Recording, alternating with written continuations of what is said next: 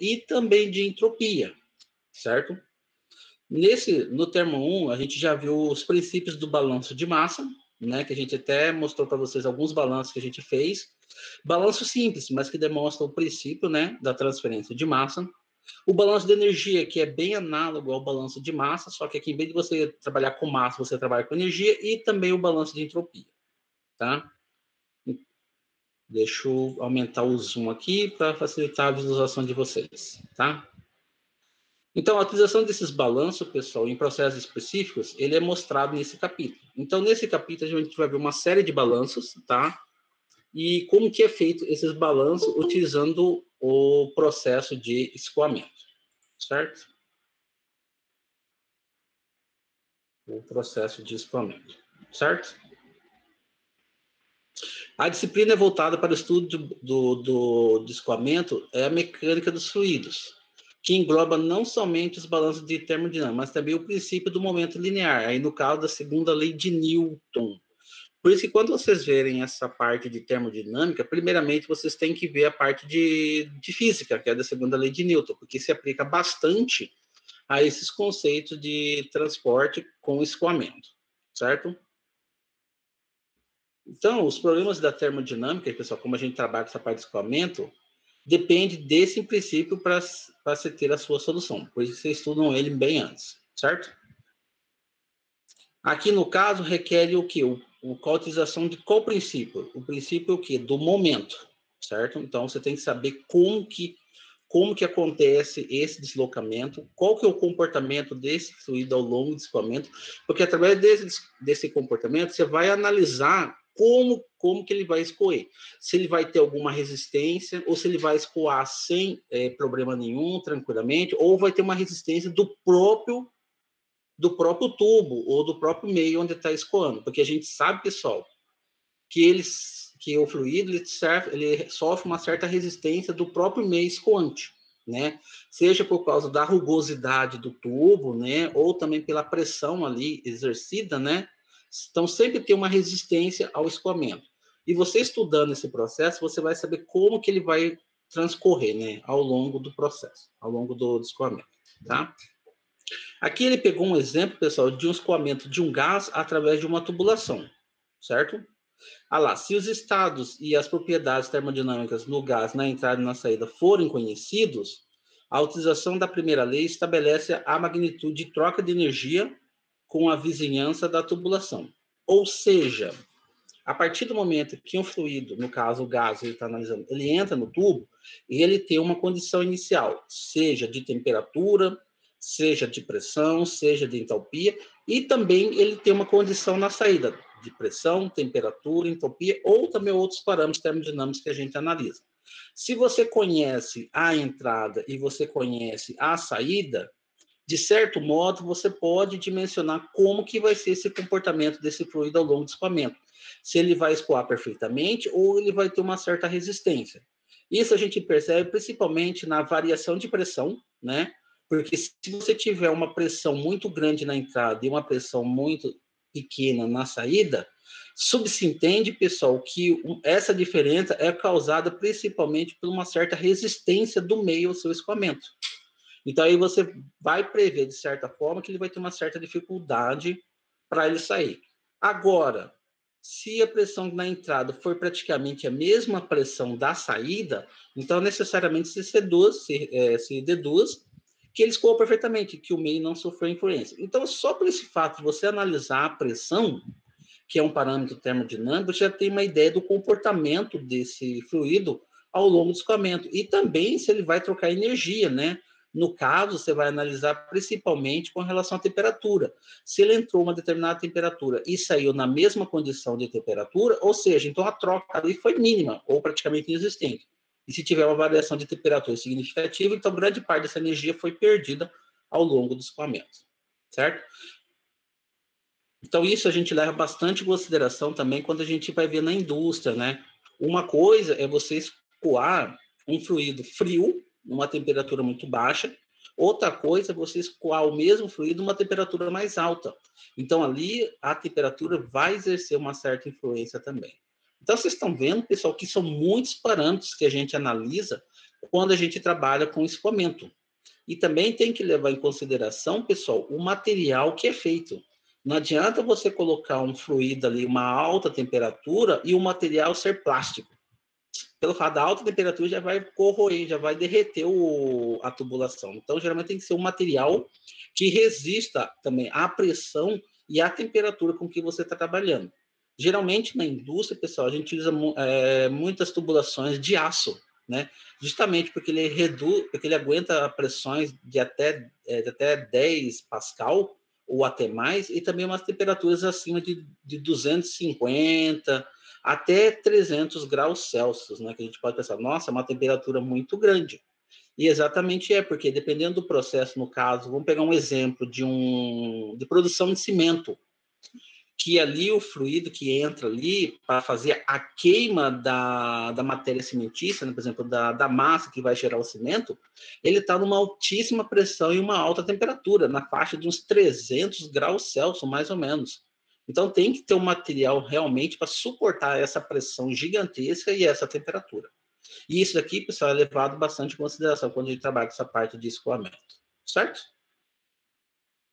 Ah lá, processos envolvendo escoamento resultam principalmente da variação, ou seja, do gradiente de pressão no interior do fluido. Além disso, podem estar presentes gradientes de temperatura, né, como a gente está vendo, variações de temperatura, de velocidade e também o que, pessoal? De concentração.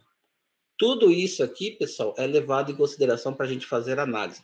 Não é só simplesmente você saber a pressão, mas também saber com que temperatura que está trabalhando, a velocidade, porque dependendo do tipo da velocidade que ele entra no equipamento, se for uma velocidade muito alta, pode danificar esse equipamento, né? E também com relação à sua concentração. Porque existem certas substâncias, pessoal, que quando estão em alta concentração, uma parte delas sedimenta e pode depositar no fundo desse equipamento. Então, aí você vai ter um problema o quê? De sedimentação no fundo desse equipamento. Então, tudo isso daqui tem que se levar assim, em consideração, tá? Além disso, pessoal, da temperatura, da concentração, temos que levar também em consideração algumas propriedades intensivas, né? Que é o caso, por exemplo, o quê? Da densidade desse fluido, né? Se é um fluido muito denso ou é um fluido menos denso, a sua entalpia, a sua entropia, né? E em determinado ponto desse fluido, desse equipamento. E eles são determinados principalmente pela temperatura, pressão e composição nesse ponto. Então é muito importante, pessoal, na hora de fazer esse dimensionamento desse equipamento ou então dessa tubulação, levantar todos esses dados termodinâmicos que são levados em consideração. E a partir daí, dos cálculos que a gente vai realizar, você vai saber se essa tubulação vai resistir a esse fluido de escoamento naquela condição que você trabalha, de temperatura, pressão, composição e também o que? De velocidade, tá? Mas afinal, aí vocês podem perguntar para mim como que a gente determina. Primeiro passo é fazer as equações de balanço para o sistema, certo? Aí, no caso, ele adota como sendo um sistema aberto, né? Porque esse equipamento não vai estar ou esse equipamento ou essa tubulação não vai estar totalmente isolado, né? Então ele vai sofrer influência ali do meio, ou seja, da vizinhança onde está localizado, então por isso você faz o balanço para sistemas abertos, certo? E essas formas estão simplificadas numa tabela, que é essa tabela 7.1 do livro de vocês, certo? Notem que temos, se vocês forem ver, 3 equações gerais de balanço. E cada equação geral tem uma equação de balanço específica, né? Considerando um regime estado estacionário, certo? E aqui, regime estado estacionário em uma corrente. Ou seja, aqui você está analisando ele como um todo, né? E aqui está analisando ele como fosse o quê? Uma corrente, certo? Vocês podem perceber que cada aqui tem uma equação específica, então depende do tipo de condição operacional que você está trabalhando, certo? Primeiro tipo de balanço. Olha lá. O balanço de massa, né? Balanço de massa, né? Onde nós temos aqui, ó, a variação da massa num volume de controle, ou seja, no seu equipamento em função do tempo, mais a variação da massa como fosse o quê? Numa corrente, ou seja, ele escoando ao longo dessa tubulação. A soma dos dois é igual a zero. Mas por que ele é igual a zero que a gente está falando, pessoal? Porque aqui no balanço de massa, a gente aplica o quê? O princípio o quê? Da conservação de massa, certo? Aplicamos o conceito de conservação de massa. Tá? Agora eu estou adotando esse mesmo balanço de massa, só que aqui no caso trabalhando com equações de balanço, adotando como sendo um escoamento em estado estacionário. Mas por que a gente adota, pessoal, um escoamento em regime estado estacionário? Supõe-se que as propriedades desse fluido ao longo de todo o escoamento seja o quê? Constante. Então, se assemelha bastante como fosse o quê? Um estado estacionário, ou seja, a mesma condição que você tem aqui é a mesma condição que você tem aqui ao longo de todo o escoamento, certo? Nesse caso, pessoal, a variação da massa na corrente, ou seja, ao longo do escoamento, ela é igual a zero, a variação da massa, certo? E aqui, equação de balanço para processos com escoamento estacionário em uma corrente, adotando, ou seja, na corrente. Então, a massa no começo é igual à massa no final, que nada mais é o quê? Do que a massa ao longo de todo o escoamento. Então, ou seja, a massa o quê? Não sofre o quê? Variação, ok? Se nós fizermos isso para balanço de massa, pessoal, podemos fazer agora para o balanço o quê? De energia. Como que eu sei que é um balanço de energia? Porque olha aqui, pessoal, entalpia é energia. mv ao quadrado é o quê? Velocidade cinética. mgh, energia o quê? Potencial, certo? Do mesmo modo como a gente fez o primeiro, a gente pode fazer o segundo. Ah lá, a derivada da energia no volume de controle. Aqui, no caso, ele está adotando esse M como sendo o total, né? O total, né? Porque ele sofre relação da massa também, né? A relação da massa com a energia no volume de controle em função do tempo, mais a variação da sua energia, da variação da entalpia, mais da energia cinética, mais a da potencial, dessa quantidade escoando ao longo da tubulação é igual ao quê? Calor mais trabalho. Então, tudo isso daqui, pessoal, nada mais é do que a aplicação da primeira lei da termodinâmica. Delta U, ou seja, toda essa energia é igual ao quê? Calor mais trabalho. Certo? Se, no segundo modo aqui, adotando como sendo um regime estacionário, se essa variação aqui da massa ela é constante ao longo do tempo, então se deduz também, pessoal, que a sua variação de energia seja também constante, não é? Se ela é constante, então esse termo aqui ele é constante, derivada de uma constante, zera. Então esse termo aqui, ele é zerado da equação. Então fica, olha lá como que fica o termo. Mg, calor mais trabalho, certo? E aqui, pessoal, adotando como sendo regime estacionário uma corrente, certo? E aí, o que ele faz? Simplesmente, né, a massa, ela é a mesma ao longo de todo o escoamento. Então, se ela é a mesma, pessoal, eu tiro ela o quê? De evidência, né? Eu tiro para ela para fora. Como ela é uma constante, derivada de uma constante, você tira ela do termo da equação.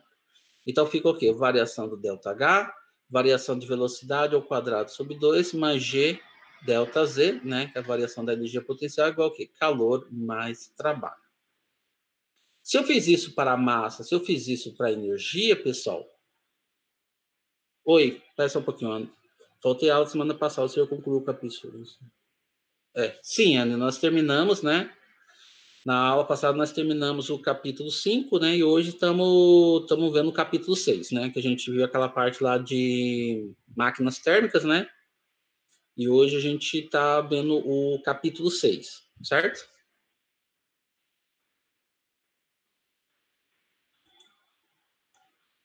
Do mesmo modo que a gente fez para a massa, pessoal, e a gente fez para a energia, nós também podemos fazer o quê? Para a entropia, certo?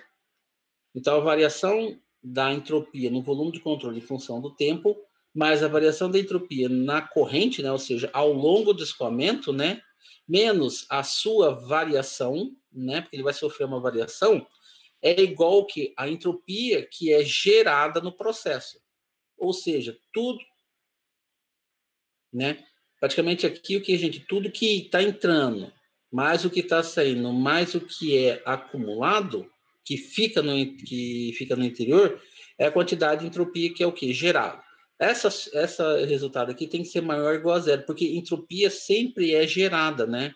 Porque a partir do momento que ele entra a uma determinada velocidade, ele entra a uma determinada velocidade, uma alta temperatura, uma alta pressão, há a tendência da geração de entropia ao longo do escoamento. E essa entropia tem que ser o quê?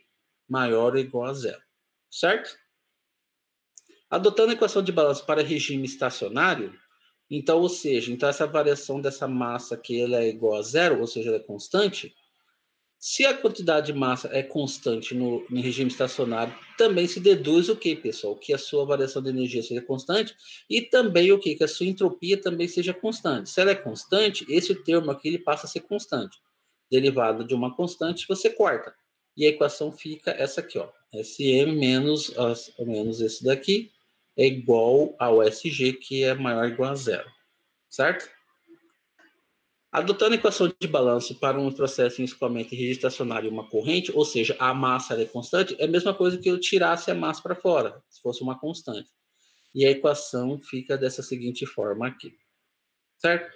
Aí vocês podem perguntar para mim, professor, tá, o senhor falou das equações de balanço, o senhor explicou, mas na onde que eu vou aplicar cada uma dessas equações? Bem, primeiramente, se você está trabalhando num escoamento e você está trabalhando com balanço de massa, você vai utilizar essa fórmula aqui. A partir do momento que você analisar esse escoamento, certo? Você vai utilizar esse escoamento. E você perceber que as propriedades desse fluido ao longo do escoamento são constantes, o que acontece? Você vai cancelar esse termo, da equação e o balanço fica só simplesmente isso daqui. Nada mais é do que a variação da própria massa ao longo do escoamento. E você for perceber aqui, no caso, que as propriedades são a mesma, certo? E, no caso, a condição de entrada é a mesma da saída, ou seja, a mesma condição de entrada, então você vai aplicar esse tipo de balanço. Do mesmo modo que eu fiz para massa, eu faço para energia. Olha, se eu estou trabalhando com balanço de energia, vou utilizar essa fórmula aqui. A partir do momento que eu analiso e as propriedades são constantes ao longo do escoamento, eu vou utilizar essa fórmula aqui. A partir do momento que eu percebi que as condições iniciais são a mesma das condições finais, eu aplico esse daqui. Então, pessoal, são aplicações, né, que dependem da condição que você trabalha, certo? Então, vai depender muito da análise do seu processo para você saber que tipo de balanço vou utilizar. Ah, eu estou falando de balanço de massa, vou trabalhar aqui. Se eu vou trabalhar com balanço de energia, vou trabalhar aqui. E vou trabalhar com balanço de entropia, vou trabalhar aqui. Certo? Aí pode surgir mais uma pergunta que sempre os alunos me fazem. Professor, por que a gente faz esse tipo de balanço? Horas. Para que a gente faz um balanço, pessoal? O balanço de massa ele é voltado para a gente saber se tudo que está entrando da massa é o que está saindo. Se tem alguma massa ali dentro ou se está acontecendo da formação total do produto, certo? Se eu faço o balanço, que nem a gente fez naqueles exemplos anteriores, e o balanço fechou, ou seja, tudo que está entrando é igual a tudo que está saindo. E o fluido está escoando o quê? Normalmente mantendo suas propriedades. A partir do momento que eu faço um balanço de energia e eu percebo que as condições que saem é diferente das condições que entram, ou seja, uma parte da sua energia está sendo o quê? Dissipada. Então, está se perdendo energia ao longo do processo de escoamento. Aí eu tenho que saber quanto de energia que está sendo perdida para me fazer o cálculo para ver se essa energia vai influenciar no escoamento ou na produção do produto que eu quero. Se for uma perda muito grande de energia, então aí eu vou ter que achar uma forma de eu compensar essa perda. Ou seja, o que eu poderia fazer de modo imediato? Aumentar a temperatura de entrada desse fluido ao longo do escoamento, prevendo que ao longo desse escoamento ele vai o quê? Dissipar energia. Certo? Outra pergunta, por que eu poderia fazer um balanço de entropia? Ora, se tem entropia, pessoal, então ele está escoando de uma certa forma. Isso aqui se relaciona principalmente com a condição o quê? De velocidade que ele entra. Se ele estiver entrando com uma velocidade muito alta nesse tubo, a tendência que forme turbilhões ao longo desse escoamento é muito grande. E esses turbilhões, você sabe, quanto maior a quantidade, aumenta a pressão desse fluido sobre o tubo. Então, a tendência que haja vazamentos ou rompimento desse tubo é muito grande. Por isso que você tem que fazer o balanço de entropia justamente para prever que não haja um rompimento desse tubo muito precocemente, né? Porque aí você pode reduzir, por exemplo, a sua velocidade de entrada. Aí, do mesmo modo que você reduz a velocidade, vai dar o tempo desse fluido escoar de uma forma mais levemente, sem exercer pressão dessa tubulação, certo? Então, a tubulação ela vai resistir um tempo maior, né? Porque ela não vai estar sendo pressionada muito por causa da pressão. Então, a tendência é que você consiga, né, escoar por muito tempo esse daí. Então, esses daqui, pessoal, são fórmulas que a gente prevê o comportamento do fluido ao longo do escoamento, certo? E isso é muito importante para nós, engenheiros, principalmente no dimensionamento dessas tubulações, certo? Se eu vou utilizar uma tubulação um pouco mais fina, se eu vou utilizar uma tubulação mais grossa, se eu vou entrar com uma grande quantidade de volume, então necessariamente vou ter que utilizar uma tubulação maior, mais grossa, para resistir à pressão que esse fluido vai exercer. Então, isso vai depender principalmente do que você quer excluir, do que você quer escoar, com que temperatura, com que pressão que você vai fazer isso, certo? E a partir disso, pessoal, nós estudamos, né, o escoamento desse fluido em dutos, né? Porque o problema do dimensionamento das tubulações, pessoal, e também a sua forma geométrica, né, requer a utilização desses princípios de mecânica dos fluidos. Como assim? Primeira coisa, pessoal, dimensionamento de tubulação. Quando você faz um dimensionamento da tubulação, qual que é a primeira ideia que vem na sua cabeça? Diâmetro, certo? Eu vou utilizar que diâmetro? Um diâmetro muito grande, um diâmetro muito pequeno, certo? Se for utilizar um diâmetro muito grande, então supõe-se que você vai escoar uma grande quantidade de fluido. Então, se você vai escoar uma grande quantidade de fluido, você necessariamente você vai propor a utilização de um material, né, que aguente a pressão que esse fluido está escoando, certo? Então, aí você pode utilizar uma tubulação de aço, uma tubulação então, de aço misturado com carbono ou outro metal que resista a esse volume e a essa pressão desse fluido. Agora, se você vai escoar uma quantidade muito pequena, vamos supor, uma água que seja, não há necessidade de você utilizar uma tubulação de aço carbono, porque a liga metálica de aço carbônico é muito cara. Então, aí você já poderia utilizar uma tubulação aqui de PVC, que é mais barata, né? E que vai escoar do mesmo jeito. Por quê? Porque ele não vai exercer uma tanta pressão, certo?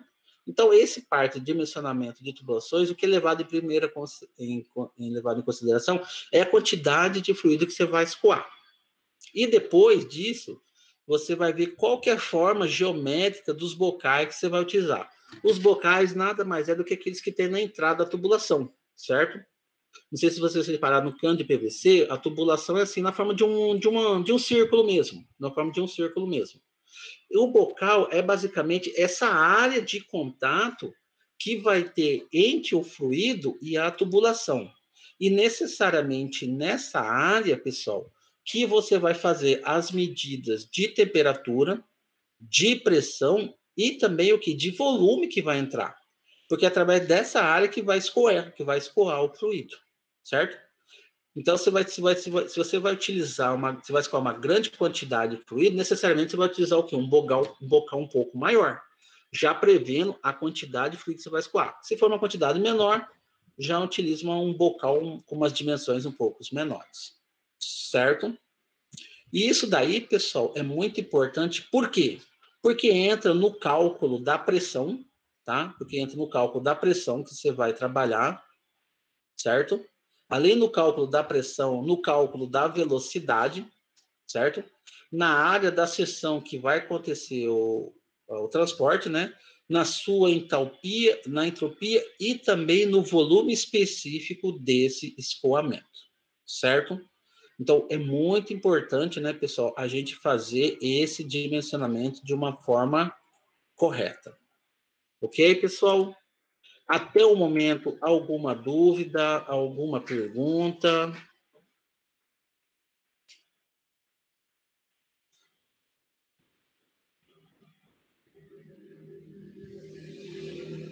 Sim, tranquilo? Alguma pergunta, alguma dúvida?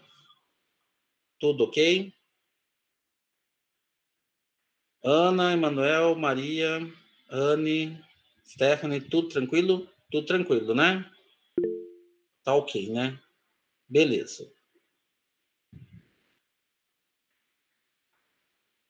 Então, esse daqui, pessoal, tem que tomar um pouquinho de cuidado, tá? Aí aqui, pessoal, é algumas fórmulas, tá? Que são utilizadas para você fazer o balanço, tá? Eu não vou entrar muito em detalhes nelas, porque a gente vai ver mais para frente, tá? Mas são algumas formas que vocês já utilizaram em física, tá? Aqui ele faz uma série de deduções de fórmulas, tá? Que a gente utiliza para o cálculo, né, de fluidos em dutos, tá? Isso aqui vocês vão ver na parte de operações unitárias, né? Então, lá vocês vão trabalhar certinho com essas formas, vão ver a aplicação dela, utilizando o material, utilizando o outro. Então, aqui são as formas. Mas, para aqui, para nós, é interessante a gente avaliar esses parâmetros termodinâmicos aqui, que a gente está levando em consideração. Pressão, volume, temperatura e tudo mais. Certo? Uma coisa interessante, pessoal, do livro também, que ele fala, quando a gente trabalha com escoamento de tubos, é o escoamento adiabático em estado estacionário.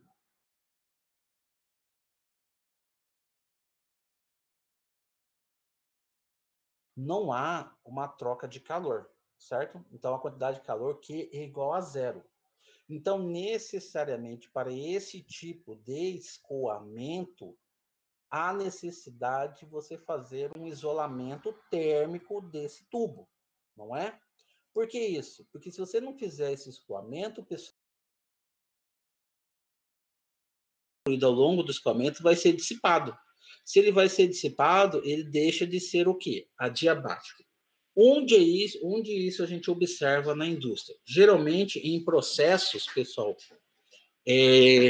alimentícios. Por que, que a gente fala isso? Por que, que a gente fala em indústrias alimentícias? Vocês sabem que o alimento, a uma certa temperatura, ele começa a acontecer o processo o quê? De degradação, certo? Degradação, quando a gente fala, é o que acontece aqui, quando ele começa a mudar as suas propriedades, né? Alimento a alta temperatura, a gente sabe que começa a degradação.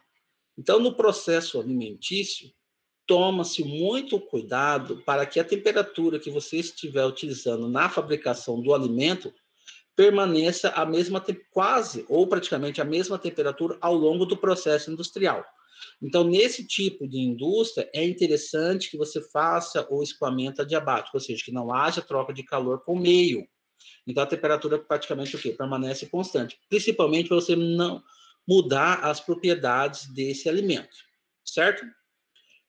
Em estado estacionário, né, porque subentende que essas propriedades permanecerão constantes, né, em um tubo, certo?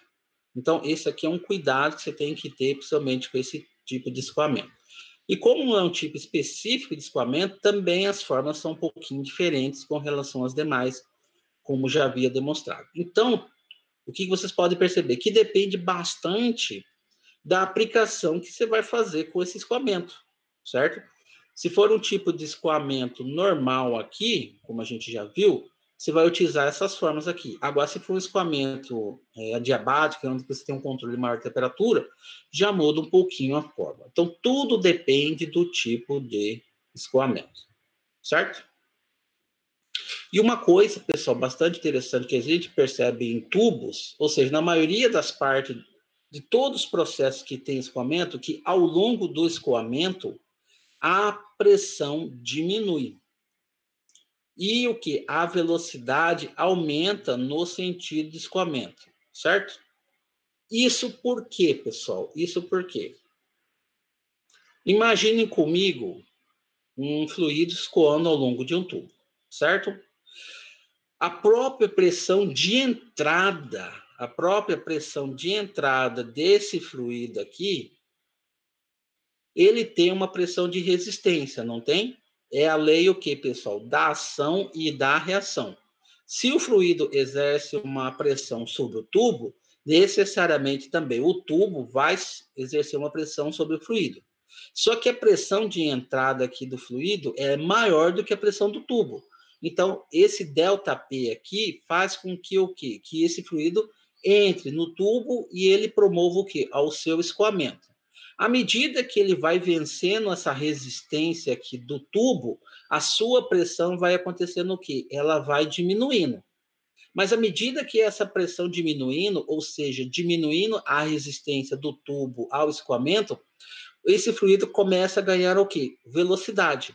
Então, essa velocidade ela vai aumentando ao longo, ou seja, no sentido de escoamento.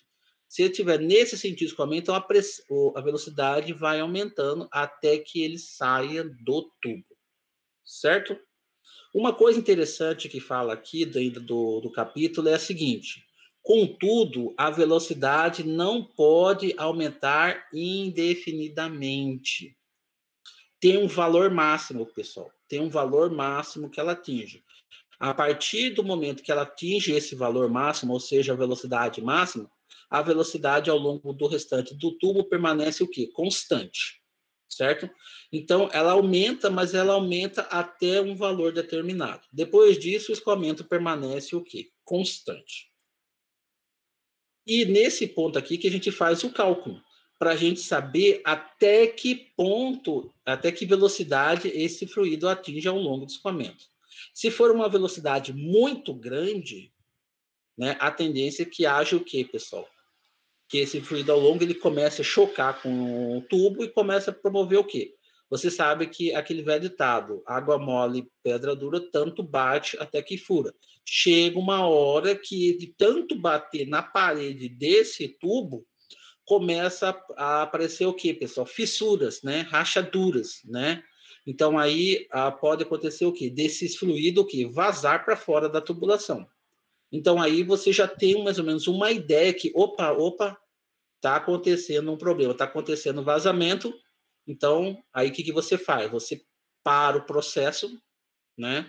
Você começa a analisar aonde está acontecendo esse vazamento, aí você vai perceber que esse material do tubo ele já está um pouco degradado pela quantidade de pressão que ele está sofrendo desse fluido, certo?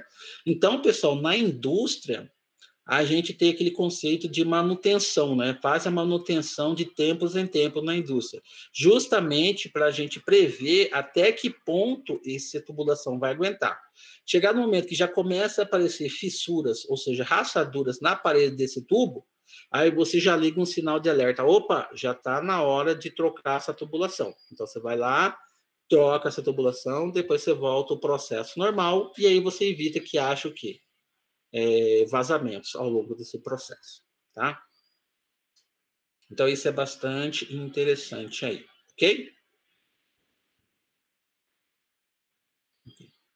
Aí aqui também tem uns exercícios, né? Que depois vocês vão ver naquela parte de operações unitárias, faz todos os exercícios aqui, tá? Que vocês vão ver também. Mas aqui para nós, o que interessa? O que interessa é essa parte aqui dessas propriedades termodinâmicas, tá? Ao longo que ele está escoando, pessoal, né? A gente sabe que tem resistência do meio, certo? E determinadas partes do processo existe. O tubo não é 100% perfeito, pessoal. A verdade é essa. Qualquer tubulação não é 100% perfeita. Como assim que você fala 100% perfeito?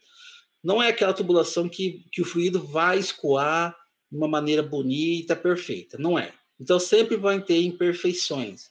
Sempre vai ter o quê? Aquele que a gente chama de gargalo. Ou seja, vamos supor, o fluido está escoando aqui, aí chega uma hora que ele desce.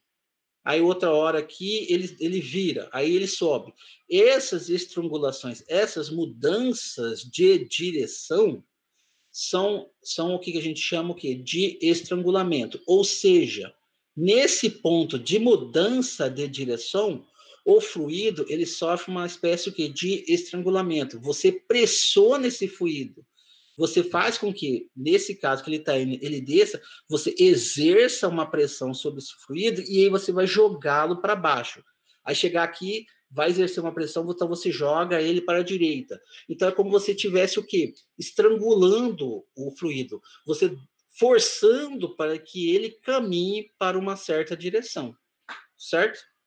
E esse estrangulamento, pessoal, ao mesmo tempo que você facilita para que o fluido ele corra na direção que você quer, ele aumenta a pressão nesses pontos, porque a partir do momento que você exerce uma pressão para que mude de direção, além da pressão do fluido que você está trabalhando, tem a pressão também da tubulação. Então, nesses pontos de mudança de direção, são pontos de altíssima pressão.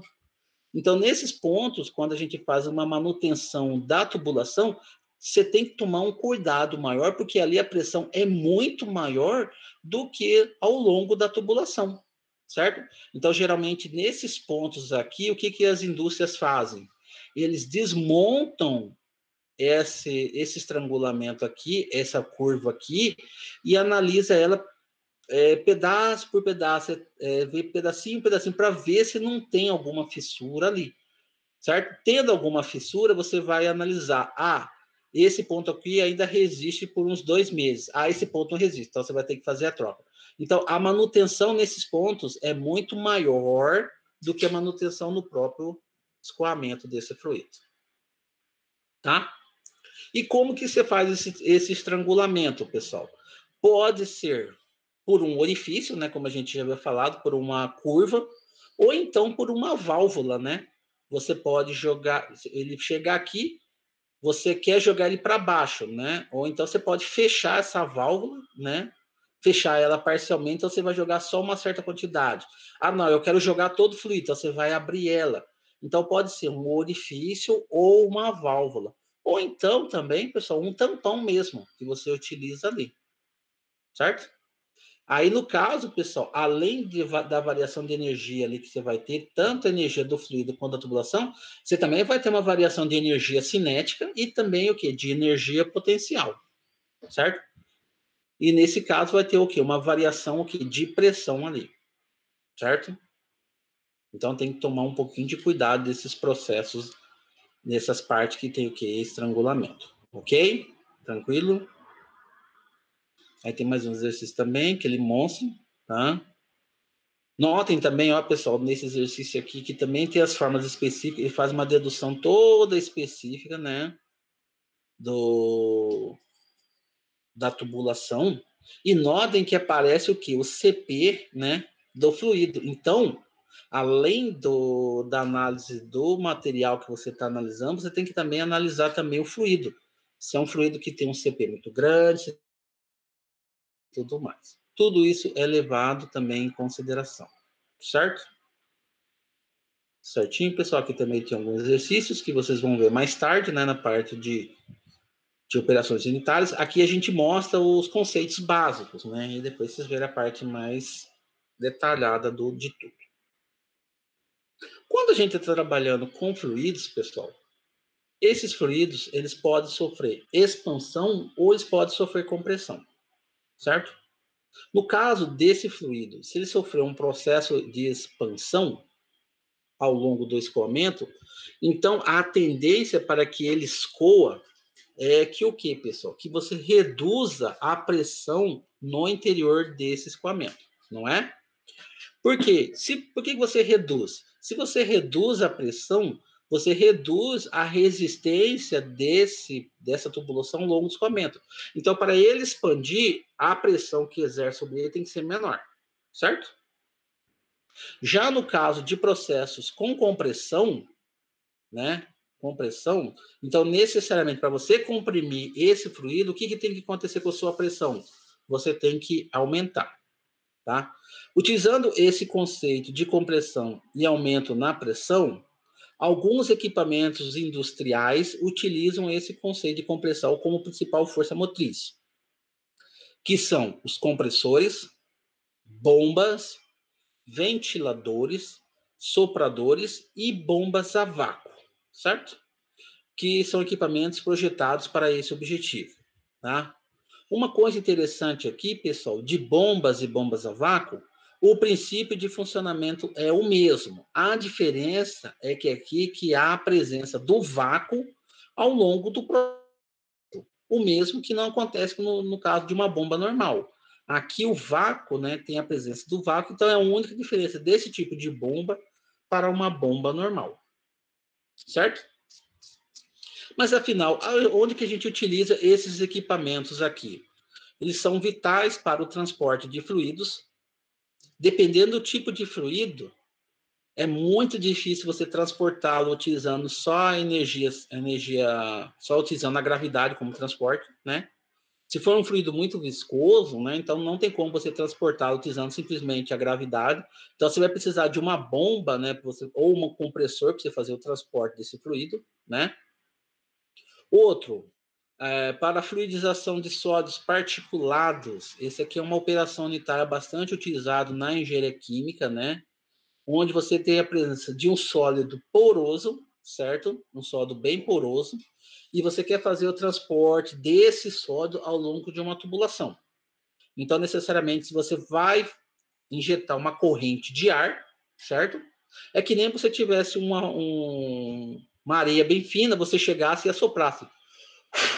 Qual que é a tendência dessa areia? Ela começar-se a espalhar e ela vai o quê? Se deslocando. A fluidização de sólidos particulados é justamente isso. Você precisa transportar um sólido poroso e você utiliza o quê? Uma massa de ar com uma certa velocidade e ele vai transportando, certo? Então aí você utiliza esses equipamentos para fazer o transporte. Elevação de pressão, certo? Em fluidos até que o valor apropriado para reações ou processamentos, né? Então, nesse caso, para você aumentar a pressão desse fluido, então você vai utilizar, por exemplo, pode utilizar uns compressores ou então sopradores, certo? Então, depende bastante da aplicação do que você vai utilizar, certo? Então, esses são os equipamentos que a gente mais trabalha. Compressores, bombas, ventiladores, sopradores e bombas de vácuo, ok? O que eu falo, pessoal, geralmente para a minha turma de Termo 1? Que sempre eu passo um trabalhinho para eles no final da disciplina, onde eu divido a sala em grupos e cada grupo pesquisa um equipamento industrial. Fala sobre como que é a forma desse equipamento, como que ele funciona e tudo mais, certo?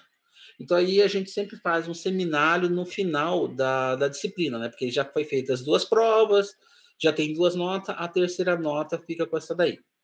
O que eu tinha pensado para vocês, né? Ver a quantidade de alunos que tem, né? A quantidade de alunos que vocês têm, vocês dividem em grupos e cada grupo faz um pequeno resumo de cada um desses equipamentos, certo? O que é interessante, porque nesse ponto vocês começam a pesquisar esses equipamentos, porque vocês vão ter que tomar familiaridade com eles, vocês vão trabalhar. Com certeza vocês vão trabalhar com compressores, bombas, sopradores, bomba de vácuo, ventiladores na indústria, em qualquer processo que você tira, sempre vai ter um equipamento. Então vocês vão sempre estar familiarizados com eles. E uma forma de vocês familiarizar é você saber como que funciona esse equipamento, qual que é o seu princípio de funcionamento, quais são os tipos de equipamento que tem, quais são as aplicações práticas, né, que tem. Então a gente poderia ver isso, pessoal, né? Depois que vocês terminar a segunda nota, né, que eu vou passar para vocês, né? Aquele exercício lá também e a lista, vocês dividirem em grupo, aí o grupo, por exemplo, vamos supor, o grupo da Anne vai falar sobre ventiladores. Então você manda, Anne, fulano, a gente vai falar sobre ventiladores. O grupo da Emily, a gente vai falar sobre isso. Então você fala, Emily, entenderam?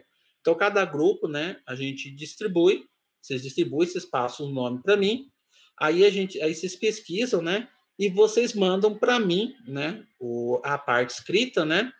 Aí o que eu faço? Um dia eu pego assim, né, uma aula assim, e a gente vai discutindo, né? Por exemplo, o grupo de ventiladores, o grupo da Maria. E aí, vamos lá, Maria, vamos lá o grupo aí. como que vocês pesquisaram? Qual que é a aplicação para ventilador? Aí a Maria fala, a gente aplica o ventilador para isso, isso, isso. Aí, se os outros tiverem dúvida, né, que não fizeram os ventiladores, eles podem perguntar. Então, é uma possibilidade do grupo pesquisor demonstrar o seu conhecimento para os demais e também os que estão ali conhecerem um pouco mais sobre o equipamento. Eu acho uma coisa interessante, né, porque no final todo mundo aprende, né? O professor também aprende também, porque algumas coisas ele deve ter esquecido, né? A gente lembra também, né? Outras coisas a gente ajuda também os grupos e assim a gente vai montando, certo? Então, isso daí seria como fosse uma terceira avaliação de vocês, sem prova, sem trabalho, né? Faz um trabalho, manda para mim. Aí um dia a gente marca uma aula assim, né? Depois que terminar tudo, né? Uma aula bem tranquila assim. Aí o grupo vai discutindo, né? A gente vai perguntando, né? Né, Ana? Tranquilo, né? Aí fica interessante para todo mundo, tá? Então, depois que terminar a segunda avaliação, tudinho, vocês entregarem a lista, tudinho, vocês mandam, eu falo assim, ó, galera, monta os grupos, aí você já manda, a gente separa e marca um dia só para apresentar, certo? É bem tranquilo, bem sossegado, e a gente encerra, né, a nossa disciplina, ok? Certinho? Beleza, né? Fica uma coisa bem legal, bem interessante, ok? Tá. Então, então esse aqui seria o trabalho, né? Que vocês vão ver, tá? Então essa parte de compressão fica para vocês, né? Fazerem depois, né? Cada grupo vai falar sobre os equipamentos, né? Que utilizam a compressão como principal força motriz, certo? E como vocês vão falar de compressão, então eu vou falar sobre os processos de expansão. No caso dos processos de expansão, certo? Aí eu vou explicar para vocês o conceito de turbinas a vapor, tá? Então, essa aula aqui de expansão, né? Eu vou deixar para dar ela sexta-feira, tá? Por que eu vou deixar para dar ela sexta-feira? Porque ela é muito cheia de detalhes, tipo assim, é cheia bastante de fotos, então eu vou ter que explicar devagarzinho para vocês entenderem como que é cada parte dessa turbina. Aí eu vou explicando cada parte, eu vou mostrando na foto, tá? Aí eu vou mostrar para vocês como que é feito, que material que é utilizado, tá? Toda essa parte da turbina. E vocês podem utilizar essa apresentação minha aqui como sendo uma parte de referência para vocês quando vocês forem fazer o dos equipamentos aqui, certo? Então aí essa parte de expansão eu explico para vocês e a parte de compressão vocês apresentam na forma de um trabalho, ok? Pessoal, ficou alguma dúvida, alguma pergunta? Tá? Ficou alguma pergunta, algum questionamento? Tudo tranquilo, Evelyn? Beleza, pessoal? Tá? Tudo ok, né? Beleza. O que eu quero que vocês absorvam desse capítulo aqui, tá, pessoal? O que eu quero? Principalmente quando a gente trabalha com processos de escoamento, tem que avaliar todos esses parâmetros aqui que a gente está utilizando, certo? Porque ele é importante justamente por causa disso, para a gente fazer os dimensionamentos. Imagina se você faz um dimensionamento errado de uma tubulação, sendo que na hora você esqueceu, por exemplo, de um parâmetro, por exemplo, da pressão. Então, a tendência que haja um vazamento ali é muito grande. Então, você tem que tomar um cuidado muito grande com relação a esse tipo de tubulação. Se você vai utilizar um material que resista a essa pressão, a essa temperatura, porque se ele vai resistir muito mais tempo. Então, você pode utilizar por 5, 6 anos. A partir do momento que você perceber que esse material já começa a degradar, ou seja, aparecimento de fissuras e rachaduras, então já está na hora de você fazer o quê? A troca. E é sempre bom fazer a manutenção, né, justamente para evitar acidentes, né, pessoal? Você sabe que um acidente, né, nós estamos todos sujeitos a acidentes. E você diminuir a tendência desses acidentes, você prolonga a vida útil, né? Eu falo tanto do processo industrial, né, e também com relação à sua segurança, né, porque você está ali, né, na indústria, né, então você também está sujeito a tudo, né? Então, esses cálculos aqui são importantes por causa disso, ok? Nós começamos 1h30, já vai ser 1 hora, né? Essa parte aqui de turbinas a vapor, vou deixar para dar na sexta-feira, porque eu acho legal que mais, tipo assim, mais pessoas entrarem para ver isso daqui, né? Porque é bem legal mesmo, né? O legal seria a gente tentar fazer uma visita técnica, ou mostrar uma turbina em funcionamento, né? Eu estava até tentando conversar esses dias com o Murilo, que é o professor, também, para a gente tentar marcar uma visita técnica, né? Vamos ver que mais para frente a gente consiga ver, né? Aí vocês vão ver um equipamento funcionando, pessoal. É muito legal você ver ali, né?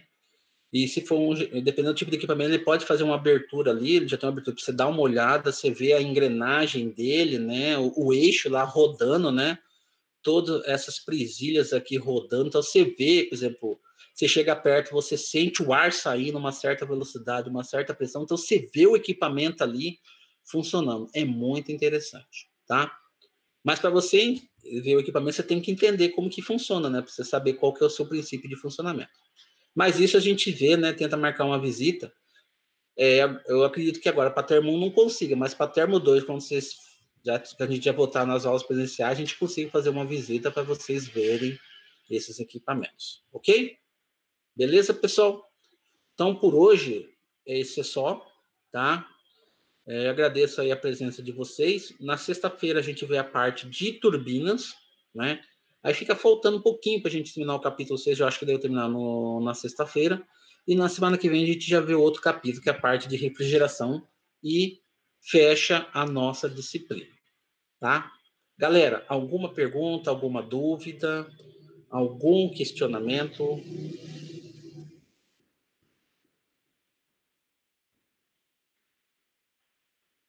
Tudo beleza. Então, tudo ok, né? Então, beleza, galera. Eu agradeço, né? Obrigado. Aí, Felipe, depois é você que está gravando, né? Você distribui para o pessoal aí, tá? Certinho para o pessoal ver. Beleza, então. Gente, valeu. Muito obrigado, Stephanie, galera aí, né? Aí a gente se vê sexta-feira. Valeu, gente. Grande abraço para vocês e boa semana ainda para nós, tá? Até sexta, gente. Valeu.